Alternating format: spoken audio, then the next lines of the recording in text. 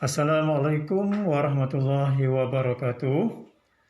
Selamat kita berjumpa kembali dalam mata pelajaran Bahasa Melayu untuk tahun 6.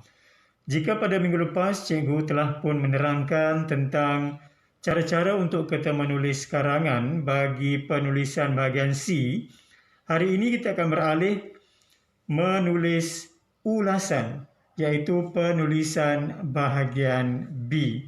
Diharap semua murid telah pun bersedia untuk mengikuti penerangan cikgu tentang teknik-teknik menjawab soalan penulisan bahagian B.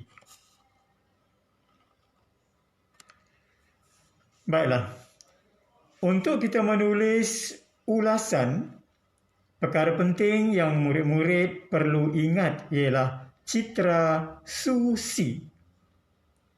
Apa itu citra susi? Baik, untuk makluman murid-murid, citra susi kita bahagikan kepada dua.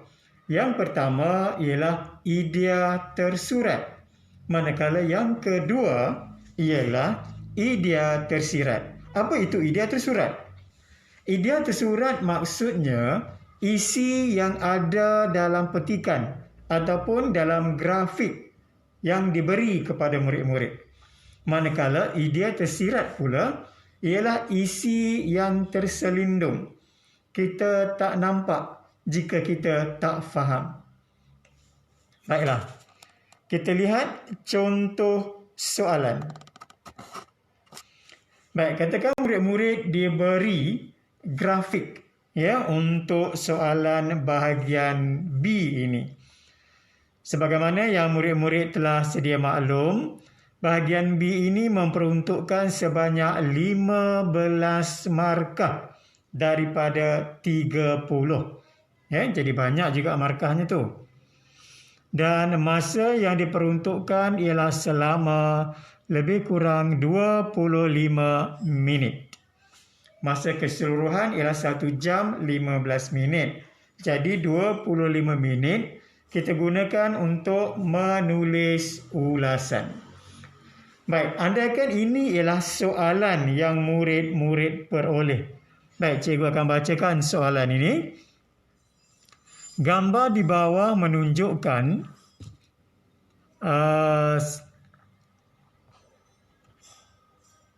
aktiviti yang diadakan di taman rekreasi. Tulis ulasan tentang cara kamu beriadah bersama-sama keluarga. Ulasan tersebut dalam bentuk perenggan. Panjang ulasan kamu antara 50 hingga 80 patah perkataan. Jadi tidak perlu terlalu panjang untuk menulis ulasan ini. Okey, nanti cikgu akan tunjukkan contoh ulasan yang sebenarnya. Baiklah, untuk makluman murid-murid, bagi mencantikkan ulasan kita, sama juga macam menulis karangan bahagian C, murid-murid masukkan elemen 5S yang telah cikgu ajar hari itu. Apa itu 5S? Okey, 5S terdiri daripada penanda wacana seperti selain itu, di samping itu, seterusnya, selanjutnya dan akhir sekali. Itu contoh yang perlu murid-murid masukkan supaya ulasan menjadi menarik dan tersusun. Baik, kita berbalik kepada soalan tadi. Baik, untuk menjawab soalan berbentuk grafik, murid-murid kena tengok gambar betul-betul. Okey. Jadi dalam gambar ni kita ambil 3 idea. Kita tak perlu banyak-banyak 3 idea. Kecuali dalam petikan itu memang ada 4 idea. Jadi kita masukkan 4. Baik, kita tengok apakah aktiviti yang dijalankan dalam grafik ini. Okey, yang pertama kita tengok ialah berbasikal. Kalau tengok gambar tadi, kita tengok ada sekumpulan murid dan keluarga sedang berbasikal. Yang tu berbasikal. Berbasikal ini ialah idea yang tersurat. Maknanya kita nampak dalam gambar itu berbasikal. Apa idea yang tersirat? Idea yang tersiratnya ialah otot kaki menjadi kuat dan sihat. Mana itulah kesannya apabila murid-murid dan keluarga berbasikal di taman rekreasi pada masa lapang. Okey. Memang tak dinyatakan dalam grafik. Okey, tapi kita boleh tahu apabila kita tengok ada aktiviti berbasikal. Tentu berkaitan dengan tubuh yang sihat. Okey, yang kedua, kita tengok lagi apa aktiviti yang ada dijalankan. Okey, tengok gambar. Baik, kita tengok di situ ada orang bermain buaian. Tengok sana tu. Ada beberapa orang bermain buaian. Mungkin dalam kalangan keluarga masing-masing. Itu idea yang tersurat. Apa idea yang tersirat?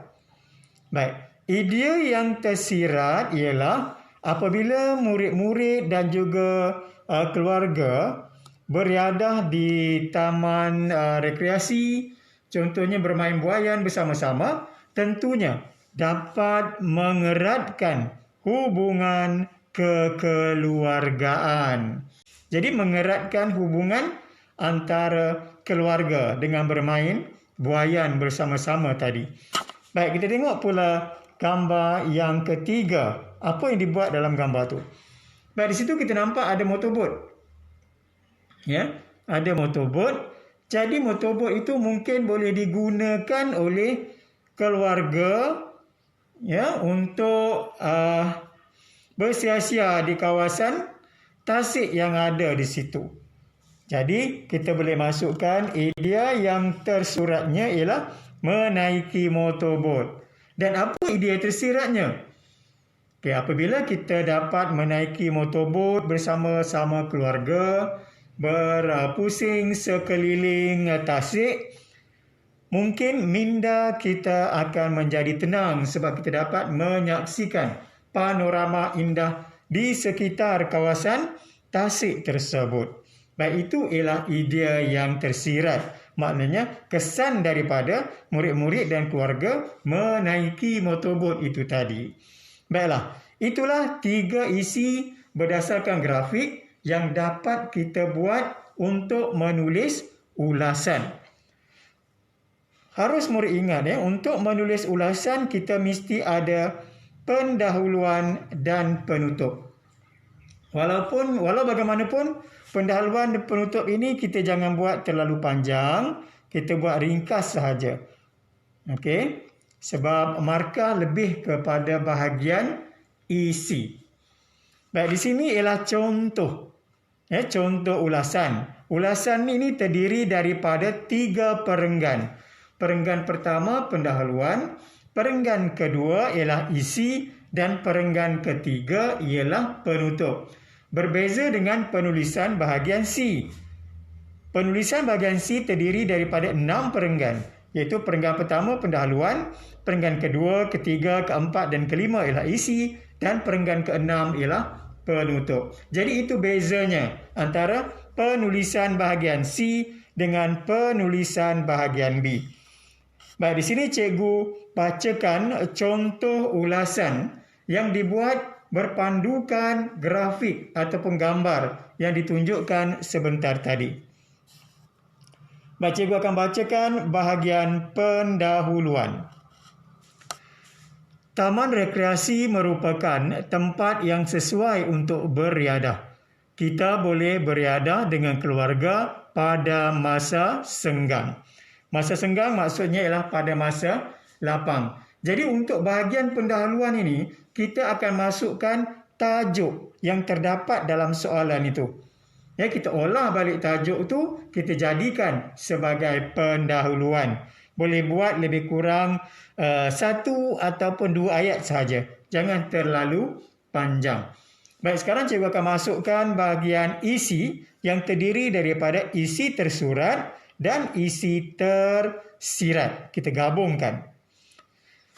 Terdapat pelbagai cara untuk kita beriadah. Kita boleh berbasikal di taman rekreasi dengan keluarga. Kesannya, otot kaki kita menjadi kuat. Selain itu, kita boleh membawa ahli keluarga untuk bermain buaian ataupun papan gelongsor. Impaknya, hubungan kekeluargaan menjadi intim. Seterusnya, kita boleh menaiki motorbot mengelilingi tasik di taman rekreasi itu. Kesannya, minda menjadi tenang.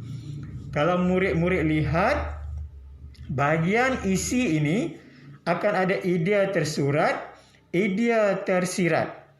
Ya, di situ kita akan masukkan kesan. Ya, kesan daripada aktiviti yang dilakukan itu. Kesan itulah kita boleh namakan sebagai idea yang tersirat. Okay? Yang penyataan itu ialah idea yang tersurat. Jadi setiap kali masukkan idea, mesti ada impak ataupun kesannya.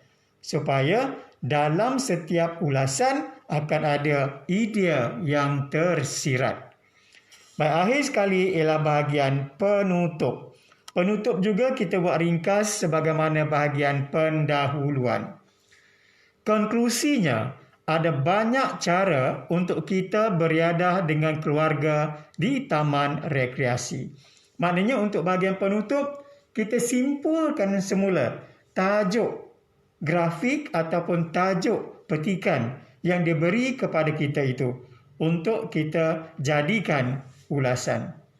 Okey, begitulah contoh ulasan yang dapat dibuat berpandukan grafik yang dipaparkan sebentar tadi. Walau bagaimanapun, untuk menulis ulasan ini, soalan tidak semestinya berupa grafik. Kadang-kadang murid akan diberi petikan. Jadi, murid kena baca petikan, kena kenal pasti apa idea tersurat yang terdapat dalam petikan itu. Jadi, kena cari kata kunci penting dalam setiap perenggan untuk mencari idea yang tersurat. Kemudian, berdasarkan idea tersurat itu, kenal pasti pula apa kesannya supaya kita dapat mengenal pasti idea yang tersirat. Jadi kita gabungkan idea tersurat dan idea tersirat bagi membentuk isi ulasan yang menarik. Ya, jadi nanti murid-murid boleh cuba untuk menulis ulasan dalam tempoh lebih kurang 30 hingga 45 minit. Okey, jadi berpandukan kepada penerangan cikgu ini nanti, murid cuba menulis ulasan. Baik, cikgu ulang semula supaya murid-murid ingat dan faham bagaimana cara nak menulis ulasan. Untuk menulis ulasan, mula-mula sekali murid-murid kena kenal pasti citra susi, iaitu citra idea tersurat dan citra idea tersirat. Itu boleh didapati daripada grafik ataupun petikan. Apabila dah dapat idea tersurat dan tersirat tadi, maka barulah murid-murid menulis ulasan sebanyak 3 perenggan. Perenggan pertama ialah pendahuluan, lebih kurang 1 ataupun 2 ayat. Bagaimana nak tulis ayat? Kaitkan dengan tajuk dalam soalan yang diberi itu nanti.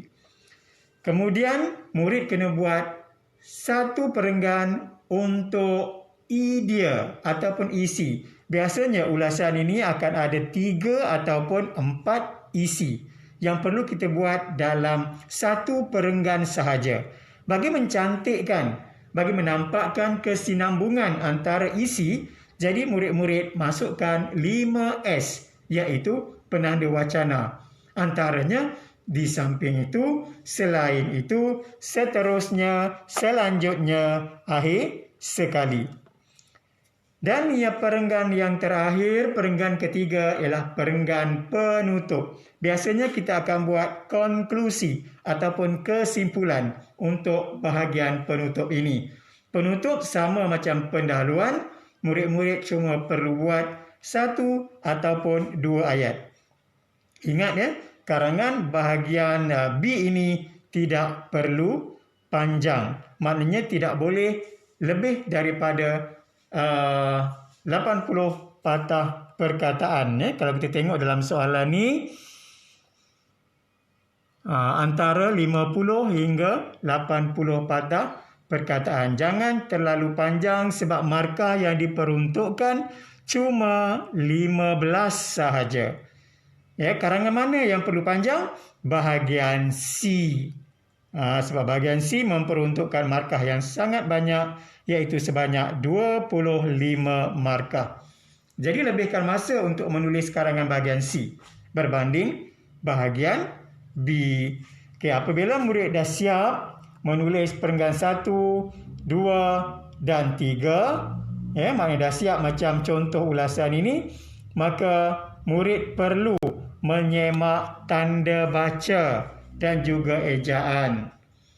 Apabila berlaku kesilapan dalam tanda baca dan ejaan, akan menjejaskan peluang murid-murid untuk mendapat markah penuh. Walaupun cuma 1 yang salah, terlupa menulis titik, maka murid takkan dapat 15 markah. Markah akan dipotong. Jadi elakkan berlakunya kesilapan yang tak sepatutnya kita lakukan. Biasanya kesilapan ini berlaku kerana kecuaian diri kita. Sebab kita nak siap cepat. Ingat ada pepatah mengatakan, biar lambat asal selamat. Tapi jangan lambat sangat sebab kita ada tempoh masa. Sebab kalau lambat sangat, maka murid tak sempat menyiapkan ulasan ini. Baik, itu tadi bagaimana cara untuk murid menulis ulasan. Selepas ini murid perlu menulis sendiri ulasan berdasarkan petikan yang terdapat dalam buku teks. Baik, ini petikannya. Kamu tengok muka surat 19. Ada petikan yang bertajuk Minda dan Emosi yang Sihat. Jadi berdasarkan petikan ini, murid kenal pasti dulu apa idea tersurat dan idea tersirat yang terdapat dalam petikan ini. Buat dulu citra susi itu. Dah siap citra susi, baru murid buat ulasan sebanyak 3 perenggan. Dah siap ulasan 3 perenggan, semak tanda baca dan ejaan. Apabila dah siap semua, maka murid boleh WhatsApp jawapan murid itu kepada cikgu. Secara peribadi. Guna nombor cikgu 012-387-3269. Dalam tempoh masa lebih kurang 45 minit. Maknanya pada pukul 12.15 tengah hari, semua murid telah menghantar jawapan kepada cikgu. Maknanya sesiapa yang tak hantar jawapan, maknanya dia gagal untuk menyiapkan tugasan pada pagi ini. Andainya ketika tengah nak buat ulasan, timbul kekeliruan. Tak tahu apa nak buat, jadi murid boleh WhatsApp cikgu. Bertanya. Dan cikgu akan beri penerangan. Menggunakan WhatsApp peribadi. Jangan masukkan ke dalam WhatsApp kumpulan kerana akan mengganggu ahli-ahli lain nanti. Sebab akan berbunyi. Jadi gunakan WhatsApp peribadi. Kita akan jumpa pada jam 12.15 nanti, di mana cikgu akan buat rumusan berkaitan dengan hasil kerja yang telah berjaya murid-murid tulis pada pagi ini. Kita jumpa lagi nanti. Selamat menulis. Assalamualaikum warahmatullahi wabarakatuh. Kita jumpa lagi.